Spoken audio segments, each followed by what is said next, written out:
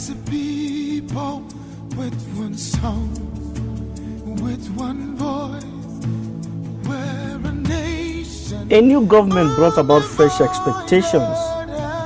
Expectations in curbing the Boko Haram insurgency. I, Muhammad Buhari, do solemnly swear that I will be faithful and bear true allegiance to the Federal Republic of Nigeria, and that I will preserve, protect, and defend the Constitution of the Federal Republic of Nigeria. So help me God. Nigeria's northeast ravaged by an evil, an insurgency seeking to consume the entire country.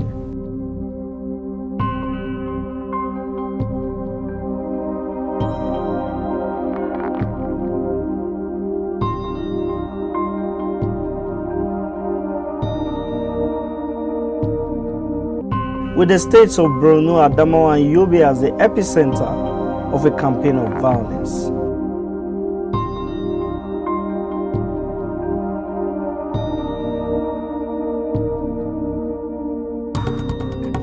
Amnesty International says that 3,500 Nigerians have been killed in 2015 alone, while the International Displacement Monitoring Center says over 3 million have been displaced from their ancestral homes.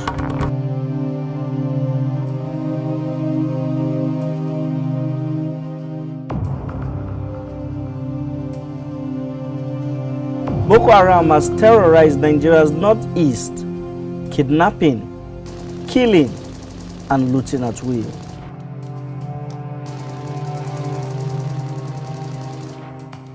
After the May 29th inauguration of Nigeria's new government, President Muhammadu Buhari set out to rally member countries of the Lake Chad Basin Commission. It was the right step. It was the right step he took, and I'm still looking forward to a robust engagement of this Lake Chad Commission members, so that we can see they can fast track this fight against terror, within the sub-region. The impact of the insurgency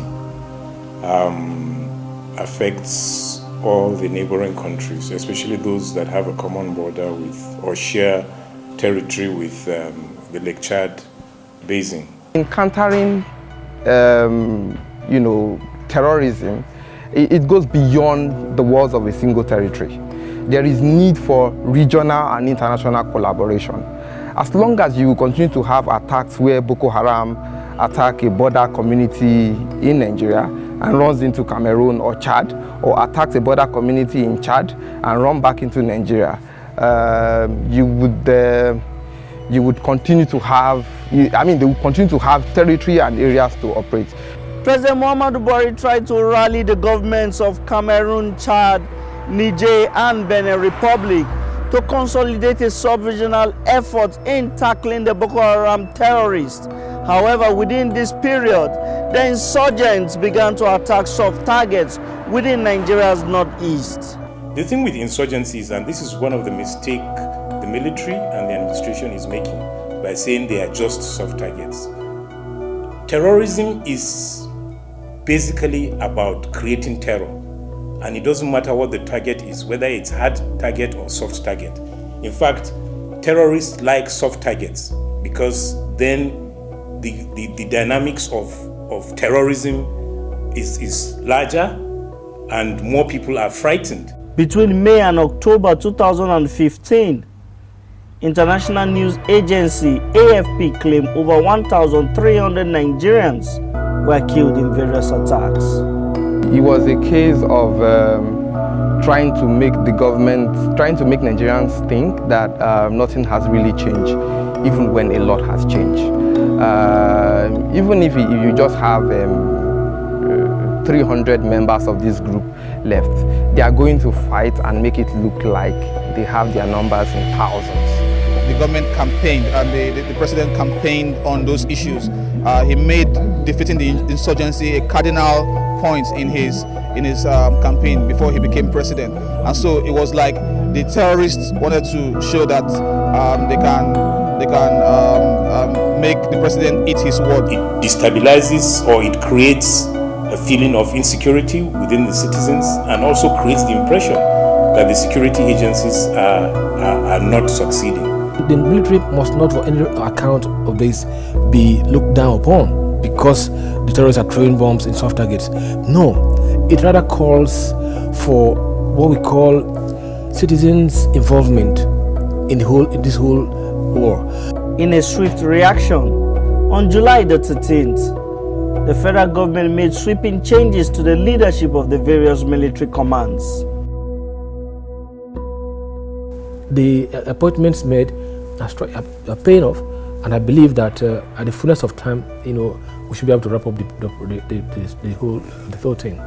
This did not stop the attacks, as many Nigerians began to feel a sense of hopelessness and desperation.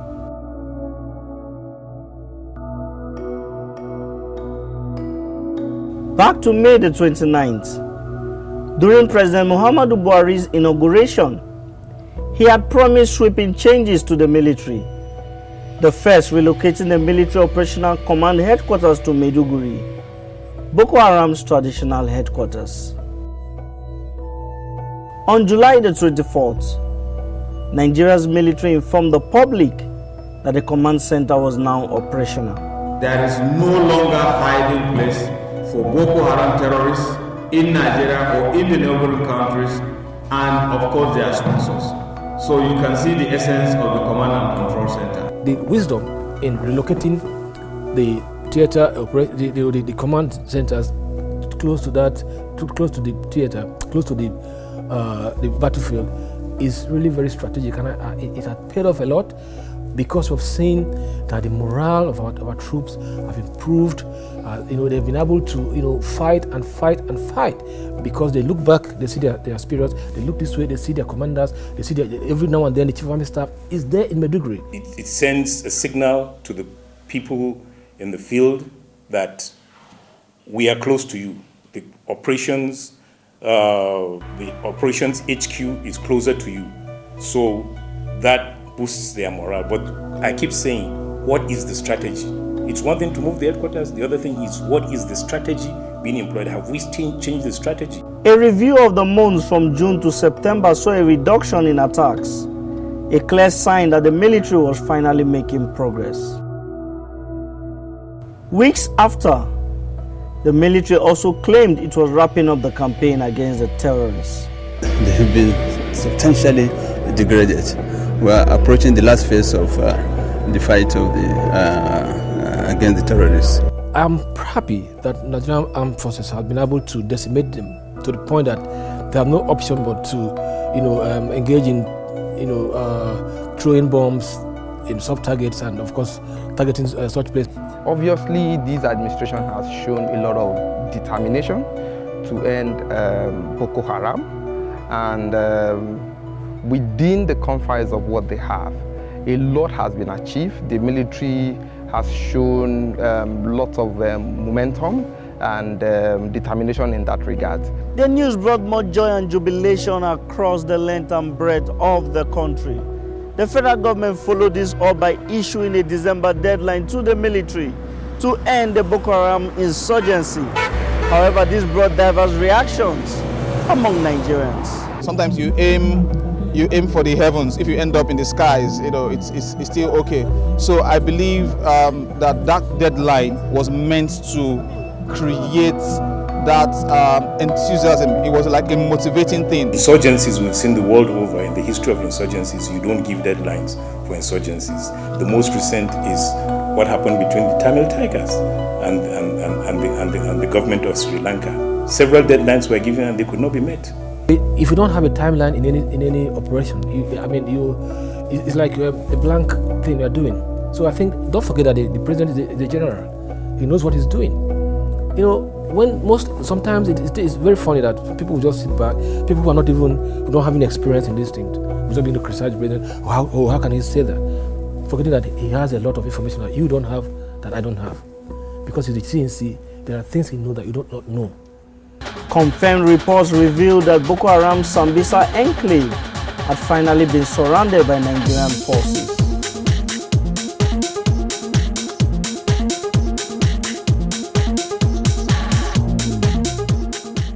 Nigeria's armed forces also began to rescue communities from the terrorist iron-fisted rule.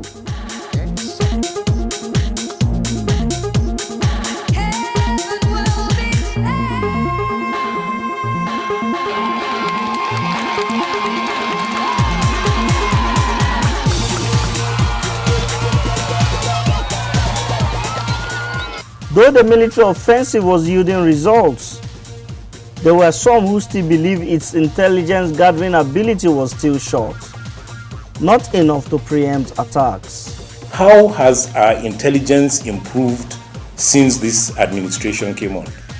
It's difficult to tell because, again, for me,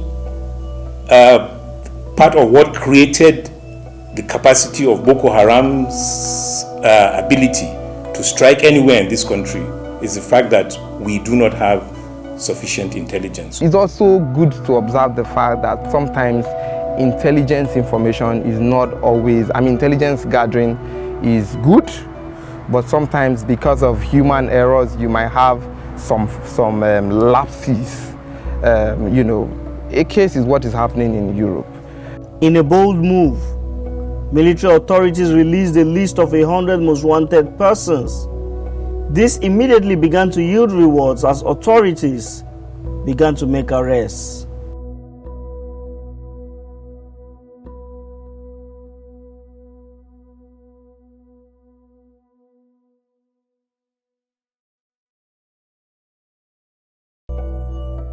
With the year 2015 already at its end, millions of Nigerians affected by the insurgency will be hoping 2016 bets a new hope and a return to their ancestral homes.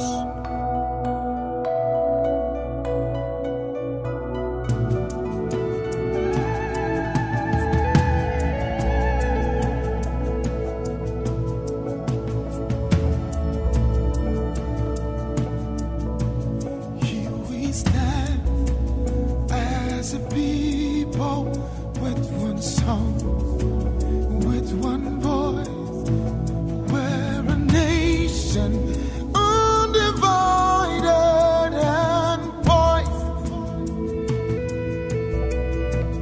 We will take us down and build our land in faith to defend what is ours.